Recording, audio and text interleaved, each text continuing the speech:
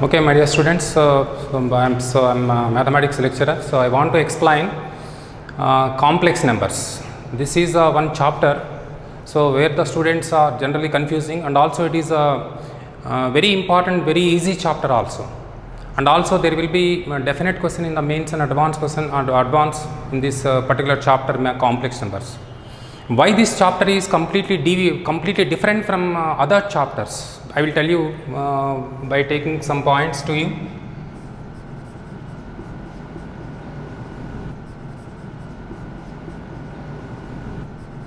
See, the complex numbers, the main point of this complex, why we should have to learn about this complex numbers, why this chapter is completely different from other chapters, I will tell you. See, everybody know, so all the students know that x square minus 1 is equal to 0. X square minus 1 is equal to 0 is so we can solve, all the students can solve this equation, x square minus 1 equal to 0. Obviously x square is equals to 1 and x is equals to plus or minus 1. So everybody know about this one. Suppose if you come across about x square plus 1 is equal to 0, then students will be in confusion. So how to solve it? So x square minus 1 and x square plus 1, see the difference of these two equations. The students definitely will confuse that yes, we cannot do this one. But to solve this type of equations, we are introducing this chapter that is called complex numbers. So here is x square is equals to minus 1. So therefore x square equal to minus 1. If you introduce I square is equals to minus 1. So therefore x square is equals to I square. So x is equal to plus or minus I is the solution for this equation. So what I want to say, so so far actually you don't know how to solve this type of equations, but now introduction of this I square is minus 1, we can able to solve all the equations in the complex numbers in the general in mathematics. And one more point is this chapter is actually, this complex numbers is not the number, because you can compare the real numbers. 3 is less than 10, everybody said, but you cannot say there is no inequality between the two complex numbers. What I want to see here is suppose let the complex number z is equals to as introducing as x plus iy. So here is actually it is a combination of two groups, it is not the number. There is no inequality between you cannot say one complex number is more than other complex number. So complex you cannot, there is no inequality just like the real numbers. So suppose if you say z is equal to x plus iy, it is x is called the real part and y is called the imaginary part. So combination of two groups is a complex number, just like matrices is also is not the number, it is an array of numbers. Similarly complex number is also not the number, it is a combination of two groups. So one is real group, the other one is complex imaginary group. So combination of two groups, that's why we said it is a complex number. Suppose on the same basis z is equal to suppose 3 plus 4i and z1 is equal to suppose z2 is equals to 2 minus I, but you cannot say z1 is more than z2. So there is no inequality between the two complex numbers. Why? Because complex number is not the number, it is a combination of two groups. That's the point number 1. Next one is why this complex number is different from other topics in mathematics. That I will tell you one more point here. See, if you see this one, everybody know that in general a1 square plus a2 square is equal to 0. a1 square plus a2 square equal to 0. What do you know? Everybody know that suppose a is belongs to R.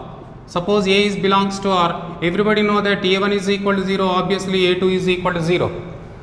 Everybody know this one, but it is not the case in the complex numbers. Again, so much of difference is there between the real part and the complex part.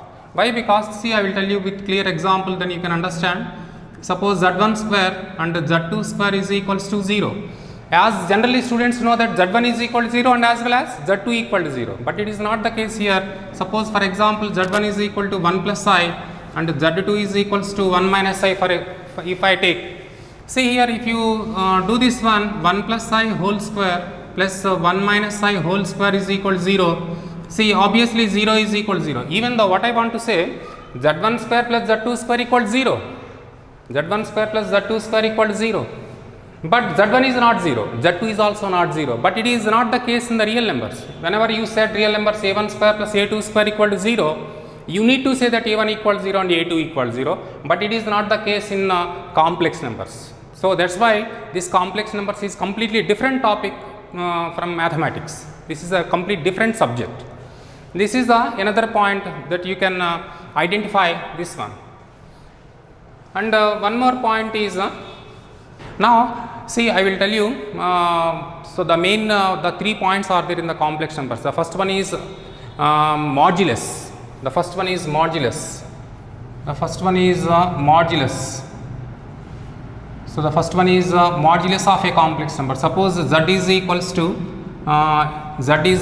x plus iy, seen on all the students. So, z is equal to x plus iy, then modulus of z is defined as the square root of x square plus y square. So, modulus of z is defined as square root of x square plus y square. Actually, the meaning of this one is it is the distance of z from the origin. So, it is a distance of z, modulus of z is equals to, it is a distance, it is a distance of z from origin, it is a distance of z from the origin.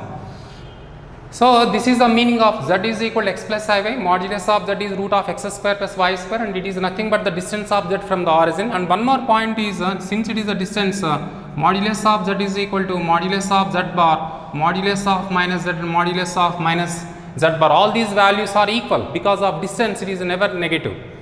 So, this is the main point. So, it is a modulus of z. I will tell you, actually I will give you one diagram, then you can understand modulus and argument and modulus and argument, and the next one is argument, conjugate, next one is argument or a amplitude of a complex number,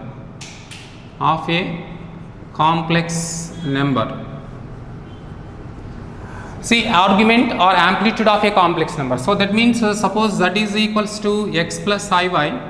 So, z is equals to, see all the students here, z is equals to modulus of z into, if you can able to write down cos theta plus I sin theta, or z is equals to modulus of z into e power I theta, that is called the Euler's form. Z is equal to modulus of z into e power I theta, that is called the argument or amplitude of a complex number. Amplitude of a complex number is defined as z is equal to modulus of z into cos theta plus I sin theta. So, here is actually see here is I will tell you these are the two definitions and I want to give one more definition to you, that is conjugate. So, modulus, listen all the students, modulus, argument, and the next one is conjugate. If you thorough of these three, definitely there will be a question in the exam. So, if you see previous year's questions, all the questions are completely depends on only these three topics. These three are with the help of one simple diagram, you can understand very easily what is the meaning of modulus, argument, and as well as what you call conjugate. See, if you see this one, conjugate. See, next one is just I want to explain about the conjugate of a complex number. Conjugate of a complex number. What do you mean by conjugate of a complex number? Z is equals to x plus iy. Seen on all the students, z is equals to x plus iy. Then conjugate is z bar is equals to x minus iy. Z bar is equals to x minus iy. It is called the conjugate of this one. So, these two are conjugate to each other. Z is equal to x plus iy. Conjugate of these denoted by z bar, that is equal to x minus iy. So, this is the main definition of conjugate of a complex number. So many things that you can understand from here. So, z bar of whole bar is equals to z, and second one is if you multiply z with z bar, it is equal to modulus of z square. So, how can you say means, see, z is equals to x plus iy and z bar is equals to x minus iy. As I said, the modulus of z is root of x square plus y square. If you substitute all these three in this one, you will get the same thing. So, this is another property of this modulus of z. Now, actually now I want to say the combination of these three. What are the three combinations? One is modulus, the other one is argument, the other one is conjugate of a complex number. I want to explain these three with the help of one simple diagram, because generally students will confuse among these three. See, the first one is The first one is I said modulus. The first one is I said modulus. The second one is amplitude. This is amplitude or argument. The next one is please see here. Next one is conjugate. Next one is conjugate of a complex number. Conjugate of a complex number. Just to see this is the three actually. Complex numbers means only in these three topics only there will be a one question in the exam. So if you see the previous years, you can identify that. Please see this one. If you observe this one diagram here. So this is this is a very simple diagram. There is no complexities. There is no complexity in this simple diagram. It is a very simple. This is origin. This is called the argon plane or Gaussian plane. This one is called. Why? Because consider the x-axis as the real axis. Consider the x-axis as the real axis and y-axis as the imaginary axis instead of the real numbers. Generally, we use it to say coordinate plane, but here we are saying that it is an real axis, and it is called the real axis, and it is called the imaginary axis. It is called the imaginary axis, and I am considering one point P of z. That means x comma y in the ordered pair. As you know already, every complex number can be indicated by one ordered pair. X is concerned to real and y is concerned to imaginary part. So z is equal to x plus iy. That means x comma y, and this is an angle. It is equals to theta. That is an angle. It is equals to theta. And this is the point Q of z bar. That means it is in x comma minus y. As I said to you, x comma y is there in the first quadrant, x comma minus y is there in the fourth quadrant. That's why you can observe this one, x comma minus y. Just now I told you z is equal to x plus iy. Z bar is equals to x minus iy, I said. So see here, this is z and this is z bar. What you can understand from here? So that means that conjugate of z is nothing but it is a image of z with respect to real axis. Are you following me? So z bar means it is called the conjugate. So conjugate of any complex number is nothing but it is an image of z with respect to real axis. So that's what we can observe here from here, and also it is theta, and this direction is minus theta. This is the minus theta. And one more point is, I said just now I told you, what do you mean by modulus of z? I said just now I told you, modulus of z is nothing but the distance of z from the origin. Are you following me? Distance of z from origin. See, distance of z from the origin is nothing but modulus of z. See here, these z I have taken. This is, I said it is a z bar. That is concept of conjugate. The next one is modulus of z. This is z means the modulus of z. I said it is a distance of z from the origin. This is the point number 2. And point number 3 is very important thing is argument. Argument means it's an angle. It is an angle made by OP with the x-axis. It is an angle made by OP with the x-axis is called the argument. See here, this is an argument theta, and this is the minus theta. So all these three very complicated things can explain very simple way with this simple diagram. There is nothing complexity is there in this diagram. Very simple 2 lines. That's all. So this is with the help of this diagram you can understand 3 things. The first one is modulus. The second one is conjugate. The third one is argument. And also easily you can say that argument of z is equal to theta and argument of z is equals to minus theta. Easily you can identify that this one. So therefore, these are the 3 points that I want to explain to you, right? Okay, now see.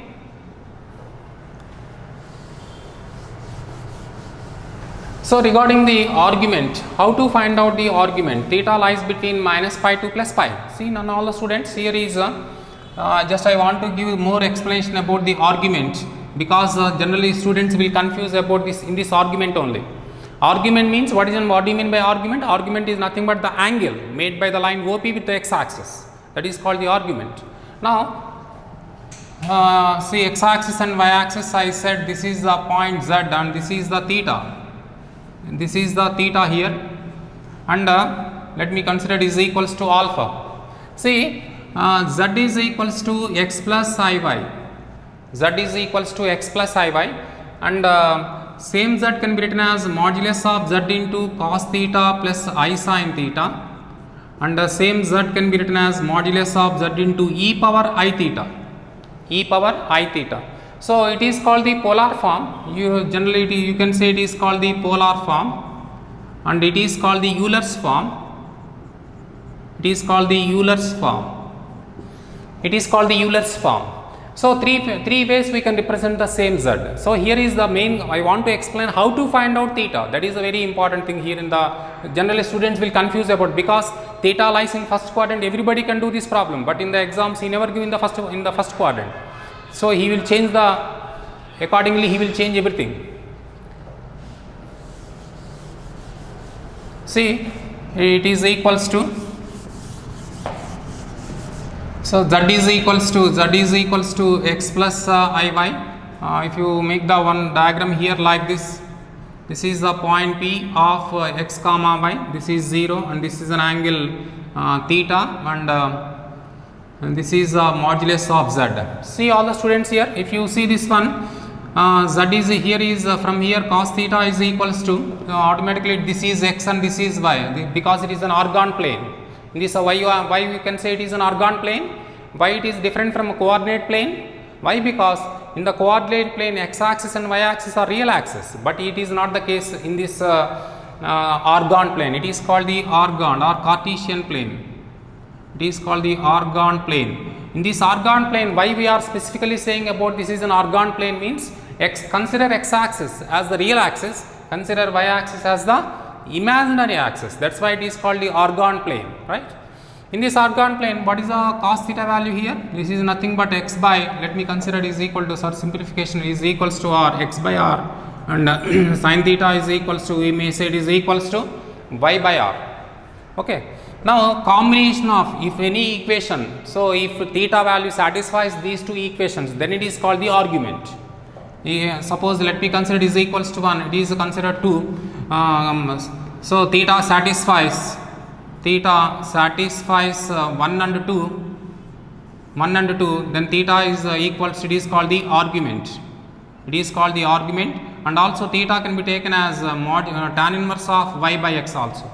Tan inverse of y by x, and theta is equal to tan inverse of y by x. And very important thing is theta should belongs to minus pi to plus pi.